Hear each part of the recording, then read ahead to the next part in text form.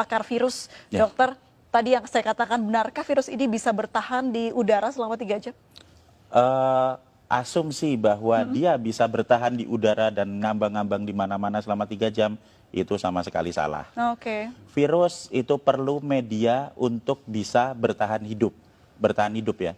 Karena virus itu tidak akan bisa memperbanyak diri di luar tubuh.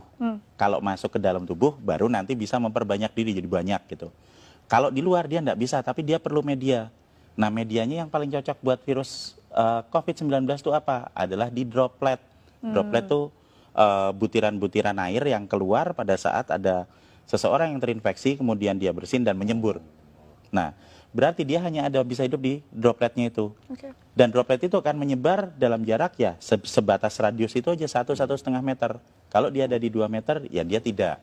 Itu sebabnya konsep awal kenapa kita harus memberi jarak. Kenapa? Kontak dekat ya. Iya, supaya kalau misalnya ada yang sakit terus kemudian bersin, tidak nular ke orang yang di dekatnya, kan gitu. Nah, yang lain lagi, kalau kita mau supaya lebih aman lagi, nah yang sakit ya sebaiknya nggak usah main-main keluar, di rumah saja, terus minum vitamin, disehatkan. Nanti kalau udah sembuh baru keluar. Kenapa? Supaya bisa meningkatkan kekebalannya di rumah dan juga tidak membahayakan orang lain. Baik, soal penularan virus ini, itu apa saja yang bisa ditularkan dalam arti, apakah kita ketika kena virus di tangan lalu memegang mata, hidung atau rambut begitu, Dok? Sekali lagi, virus selalu butuh media untuk bertahan hidup. Semakin dingin, semakin basah, makin gelap, dia bisa bertahan hidup semakin lama. Di droplet itu basah. Nah, kalau misalnya katakanlah saya ada di dekat sini, kemudian saya bersin misalnya, saya bersin. Nah, droplet yang ada di situ, kalau misalnya nanti kena di baju, nah dia akan bertahan juga di baju lama. Nempel. Ya, lah terus pas pada saat kita buka baju, terus nanti kena hidung kita, ya akan masuk ke dalam. Tapi seberapa lama dia bisa bertahan di situ tergantung kondisi lingkungan. Semakin terang, semakin kering, semakin panas, dia juga nggak akan bisa bertahan hidup lama. Jadi sebenarnya virus ini punya kelemahan banyak sekali. Jadi dia hanya bisa bertahan di droplet. Kalau misalnya ada yang bilang, misalnya kan kalau misalnya dia ditaruh di meja yang dingin gitu, bertahan 9 hari. Ada hoax seperti itu. Itu hoax ya, Dok? Menurut saya hoax. Kenapa? Nah, kalau dia hanya bisa bertahan di dalam droplet. Di dalam droplet itu kalau misalnya dia kondisinya tidak sesuai dengan dia dan terjadi penguapan, kan jadi kering, dia nggak bisa bertahan lama. Jadi droplet ini sesuatu yang cair begitu ya, Dok ya? Cair, iya. Itu loh, tetesan lendir atau cairan yang ada di situ. Dan kalau misalnya kita bersin di satu lokasi atau di meja misalnya, kemudian kita langsung dibersihkan dengan desinfektan, dibersihkan dengan sabun, dibersihkan dengan pembersih lantai atau apa, itu dilap gitu, dalam waktu 3 menit sudah hancur. Jadi virus ini gampang hancur dengan pelarut lemak, dengan sabun, dengan deterjen dan macam-macam, termasuk kalau nempel di baju kita terus langsung masukin mesin cuci, itu virusnya hancur. Kelemahannya seperti itu. Nah, kelebihannya nyebarnya cepat. Jadi sebenarnya kita bisa tahu kelemahan dan kekuatan virusnya dengan jelas supaya kita bisa ngatasi. Kita harus tahu dulu kalau kita mau bertempur, kita kan harus tahu dulu musuhnya. Kalau kita tidak tahu musuh kita apa, yang terjadi apa? Kita cuma ketakutan aja. Wah, nanti kena, saya sekarang kena, besok mati, ya enggak lah. Kalau dari segi virusnya atau ya faktor dia bisa tumbuh begitu, apakah benda yang dia hinggapi begitu ya, Dok ya, itu mempengaruhi juga si virus ini bertahan hidup begitu, seperti di plastik berbeda dengan di kayu mungkin? Iya, semakin dingin dia bisa bertahan hidup semakin lama. Tapi permasalahannya di sini adalah bukan seberapa lama dia bisa ada di situ, seberapa ingin kita dia hidup. Seberapa kita ingin supaya virus itu tetap hidup. Kalau kita pengen virus itu cepat mati supaya nggak nular, ya kalau misalnya kita tahu mejanya kotor ya dibersihin aja, disemprot dibersihin. Ada yang bersihin misalnya ya cepat-cepat disemprot dibersihin. Semakin kita diamkan paparan virus yang ada di situ ya dia akan bertahan semakin lama. Tapi kalau misalnya kita bisa punya kesadaran sendiri untuk mulai dengan pola hidup bersih, setiap ada sebaran di situ ya kita semprot bersih, simple kok itu, nggak terlalu sulit, cuma diusap aja seperti itu. Nah, maka kita akan sangat membantu untuk mengurangi sebaran virus. Baik, itu juga berlaku untuk batuk begitu ya, Dok ya? Iya, betul. Dan kalau tetap mata nggak mungkin ya dok ya bisa Enggak, jadi. enggak, sama sekali tidak mungkin. Apalagi hanya pikiran. Iya, hanya kalau tetap pikiran. mata ntar jatuhnya ke hati ya dok ya. Makanya halu baik, itu, ya, halu. halu. Kalau bicara soal bagaimana dampak negatif dari virus ini, apa dampak yang paling buruk bisa dihasilkan dari virus ini dok? Jadi kita akan kembali lagi ke sifat virus. Virus ini pertama, cepat menyebar. Jadi dia akan sangat mudah beradaptasi, bisa menempel di saluran pernapasan manusia. Yang kedua, fatality rate-nya tidak besar. Ini kita bisa lihat dari hasil statistik dimanapun di seluruh dunia, bahwa masih selalu akan ada 97% orang yang recovery. Jadi kalau dari 100% populasi ada 3% yang masuk ke fatality rate, dan 97% itu dia bisa Ya. pulih dan juga bisa masih tetap sehat. Ini yang terjadi di pasien nomor 1, 2, 3. Ingat toh waktu di Ya, Depok ya. itu? Jadi tanggal 29 Februari dinyatakan positif. Benar toh? Terus dirawat di rumah sakit selama 16 hari. Dan kemarin mereka semua pulang dalam kondisi sehat. Dan berubah jadi negatif. Berarti apa? Status positif terinfeksi ini bukan status yang tetap. Seperti misalnya, oh saya kena, sekarang saya positif. Sampai 1 tahun ke depan saya tetap positif. Tidak. Itu akan berubah seiring dengan peningkatan Kembalinya imun. kekebalan tubuh. Oke. Jadi kalau hari pertama saya terinfeksi, saya akan positif. Hari ke-7 saya masih tetap positif. Tapi nanti di hari ke-10, pada saat antibodi saya mulai naik di 7 hari pasca infeksi, di hari ke-10 antibodinya banyak, kita akan berubah jadi negatif. Oke. Puncak produksi antibodi ada di hari ke-14, sehingga di hari ke-14 dia akan habis semua virusnya, dinetralkan oleh antibodi. Itu yang terjadi pada pasien nomor 1, 2, 3. Jadi supaya kita bisa menginduksi pikiran-pikiran positif dan optimistik yang ada di rakyat, kita harus belajar juga melihat, kok ada pasien nomor Yang 1, sembuh 2, gitu 3 ya. sembuh, ini kan udah ada buktinya. Menariknya tadi juga sempat di program di Iya. tayangan kita begitu, pasien 03 ini ternyata tidak ada gejala yang terlalu parah begitu dok, hanya batuk sedikit saja Iya. dan treatmentnya pun hanya diberikan vitamin dan juga obat batuk oleh Betul sekali. dokter. Iya. Nah, kenapa virus ini bisa tidak semua orang terkena paru-paru dok? Nah, jadi kalau kita mau melihat keganasan virusnya, itu kita jangan melihat kita harus kembali ke struktur virusnya ya. Struktur virusnya lagi, sifat virusnya.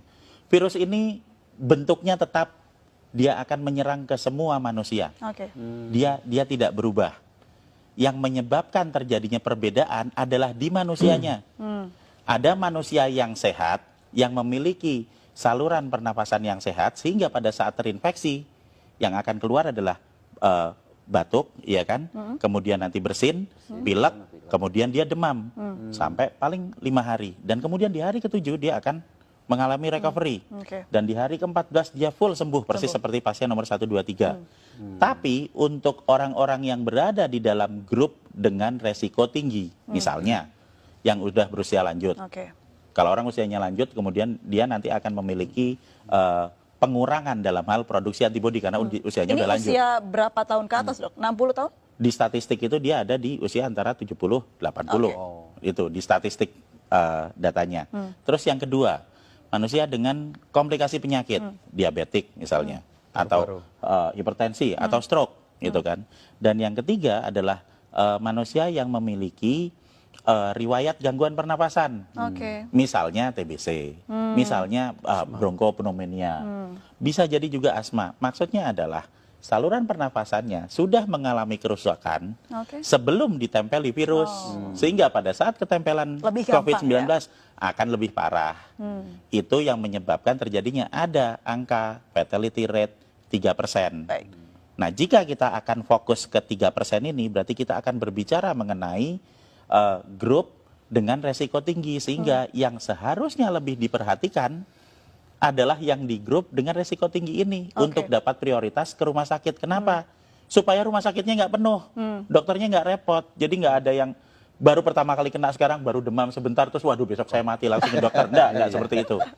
Kita mendahulukan grup dengan resiko tinggi, sehingga tidak semuanya harus masuk rumah sakit. Nah, kita harus memberikan edukasi gimana caranya supaya kita bisa melawan virusnya yang ada di luar tubuh, meningkatkan antibodi yang ada di dalam tubuh secara mandiri, supaya kita semua nanti bisa ngatasi virusnya. Pertanyaannya, ketika seorang yang pasien positif sudah sembuh begitu, Ya. akankah dia bisa positif kembali? Ya, Bisa. bisa. Jadi kita berbicara mengenai masalah sebaran virus. Oke. Jadi satu hal yang harus kita pahami dulu, ini imunologi basic adalah bahwa kalau saya pernah kena virus, misalnya saya pernah kena virus COVID-19, nah tubuh saya akan punya data tentang virus ini. Sehingga pada saat nanti saya kena lagi, saya akan kebal. Pertama kali kena, antibodi saya akan keluar dalam waktu 7 hari. Untuk yang infeksi pertama. Tapi nanti begitu infeksi kedua, saya kena lagi, itu nggak usah nunggu 7 hari karena Oke. sudah ada datanya di sel memori. Saya akan mengeluarkan dalam waktu 24 jam, sehari langsung kebal. Ini prinsip dasar kenapa kita semua harus divaksin. Oke. Jadi kita kasih virusnya dulu, dikenalin, supaya nanti kalau ada lagi, antibodi kita bisa keluar lebih cepat dan lebih banyak.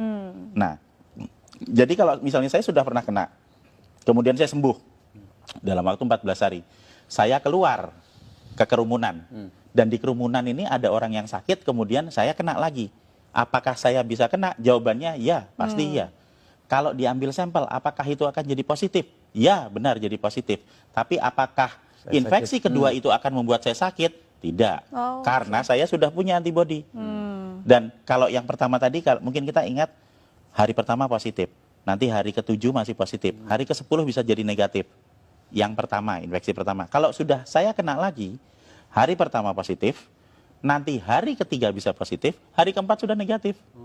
Karena antibodinya sudah keluar. Jadi orang yang kena corona ini sudah positif berarti punya antibodi yang besar ya, Iya. Dok ya, ketika sudah sembuh tapi. Betul. Dan dengan memberikan vitamin E dan vitamin C, kita Oke. bisa memproduksi antibodi 2 sampai 3 kali lipat lebih banyak daripada normal. Ini kan berarti kuncinya adalah imunitas. Lalu seperti apa kita menjaga imunitas? Vitamin yang banyak, tidur yang cukup, apalagi Dok? Jadi produksi antibodi yang normal itu akan bisa dicapai jika kita dalam kondisi yang fit. Berarti apa? Berarti kita ya makan yang benar, kemudian kita istirahat yang cukup. Karena semakin banyak kita bergadang, semakin banyak kita stres dan panik bahwa kita besok mati, Nah, itu ya. itu akan sangat menurunkan produksi antibodi. Berarti Gitu. panik benar menurunkan antibodi Dok? Iya, Oke. bahkan kita jadi panik terus, kemudian kita jadi nggak tidur, Stres kemudian jadinya. kita mau minum nggak enak, makan nggak enak, iya kan? Takut Akhirnya mati. iya kita kurang energi, akhirnya ya nggak ada produksi antibodi. Jadi sebenarnya dengan pola hidup yang sehat itu akan mampu membuat kita memproduksi antibodi secara normal. Dan pada saat ada dalam kondisi wabah, jika kita mengkonsumsi vitamin E dan vitamin C, Oke. kita akan memproduksi antibodi bisa 2 sampai 3 kali lipat dari produksi normal. Dan ini akan sangat-sangat membantu pada saat ada kondisi wabah virus. Dan yang paling utama lagi adalah sekali lagi panik dan stres itu tidak akan meningkatkan antibodi kita atau menyebabkan virus yang ada di luar menjadi berkurang.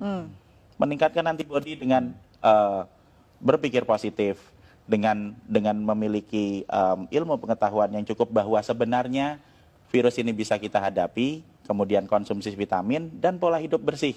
Oke. Membunuh virus di luar tubuh dengan pola hidup bersih, meningkatkan antibodi di dalam tubuh untuk mengatasi virusnya. Dan tanpa panik, tanpa stres. Tanpa Karena- panik, Nah, tanpa Karena vitaminnya panik nggak akan membawa perubahan apapun. Vitamin E-nya dari alam itu, Prof. Mungkin Apa Iya. saja, ya. Jadi kalau misalnya vitamin E atau vitamin C akan ada banyak di apotek. Mereknya apa? Ya terserah beli aja di sana ada banyak. Kalau misalnya tidak ada, kita bisa menemui banyak vitamin E itu ada di kecambah atau tauge itu, Oke. brokoli. Kemudian ada di daun kelor, itu vitamin E-nya cukup banyak. Sementara vitamin C ya biasa ada di jeruk, ada di tomat, bahkan cabai itu vitamin C-nya cukup tinggi. Jadi jika kita bisa membeli yang dari apotek yang sudah diekstrak itu ya alhamdulillah. Kalau tidak bisa, apa yang ada di alam bisa kita pakai untuk meningkatkan kekebalan kita. Semua orang, semua penduduk bisa meningkatkan produksi antibodi dan semua orang berhak untuk hidup sehat. Kalau obat tradisional yang sudah banyak dilakukan dibuat masyarakat sampai harga jahe naik begitu dok, apakah itu bisa untuk mengebalkan daya tahan tubuh? Jadi yang jamu, kemudian yang empon-empon dan temulawak itu bisa dipakai untuk meningkatkan stamina tubuh kita. Stamina. Ya, jadi kalau stamina tubuh kita lebih fit, kemudian Waduh, kita ya. bisa lebih sehat, produksi antibodinya akan lebih bagus, tapi tidak secara langsung berpengaruh terhadap virus atau berpengaruh terhadap peningkatan antibodi. Ya. Kalau mau yang langsung berpengaruh terhadap peningkatan antibodi, ya ditambah vitamin. Jadi vitamin E, vitamin C bagus. Vitamin E, vitamin C sambil minum jamu itu tambah bagus lagi. Oke. Iya. Baik, kalau dilihat dari mungkin ciri-ciri virusnya, bisa bertahan lama di cuaca apa ini dok? Apakah cuaca di Indonesia yang mulai memasuki musim kemarau bisa membantu gitu? Oke, hampir sebagian besar kuman itu senang dengan tempat dengan 3 syarat, gelap, basah, dan dingin. Semakin basah, semakin gelap, semakin dingin, itu dia akan bisa bertahan hidup semakin lama di situ. Oke. Jadi kita harus menyesuaikan dengan kebutuhan virusnya. Kalau kita ingin virus itu tidak ada di lokasi kita, ya kita bikin tempatnya yang terang, yang panas, ya kan, kemudian yang kering. 3 syarat itu terpenuhi, virus itu akan lebih cepat hancur. Kira-kira berapa bulan virus ini akan berlalu? Perkiraan saya, mungkin kita belajar melihat dari Wuhan. Wuhan dia mulai 2019 berarti Desember, Januari, Februari, Maret, dia 3 bulan. Berarti ya mungkin kita akan paling lama 3 bulan. Tapi dengan kondisi di negara kita yang tropis, sinar ultravioletnya banyak, mungkin kita bisa jadi lebih cepat dan akan lebih cepat lagi kalau semua masyarakat mau bersama-sama memulai pola hidup bersih. Ya, ini kuncinya ya. Iya, karena virus itu kan dia akan hidup di lingkungan, bukan cuma di dalam tubuh kita doang, ada yang di dalam tubuh, ada yang di luar tubuh. Kalau semua orang, semua rakyat kita mulai pola hidup bersih, mulai bersihin tangan, mulai untuk menjaga jarak. Kalau kita tahu resikonya, orang yang sakit ya jangan keluar, di rumah aja dulu. Kemudian kita sering bersih-bersih rumah, sering ngepel rumah. Kalau kita pulang ada baju, langsung masukin cucian. Itu akan mempercepat pemulihan negara kita. Jadi kita tidak bisa bekerja sendiri, kita harus bekerja bersama-sama. Supaya apa? Supaya nanti wabah ini bisa cepat selesai dan semua orang bisa cepat sembuh. Dan sesudah itu nanti mungkin 3-4 minggu lagi kita bisa ketawa bersama-sama. Berarti tingkatkan imunitas dan jaga pola bersih hidup sehat begitu ya dok ya. Baik, rupanya sekurang kita harus berbincang ini begitu ya, tapi waktu juga yang harus memisahkan kita. Baik, terima kasih dokter, terima kasih Pak Trubus, terima kasih Pak Bahtiar sudah berbincang bersama kami pemirsa. Demikianlah Indonesia Bicara malam hari ini. Saya Aprilia Putri pamit dan sampai jumpa.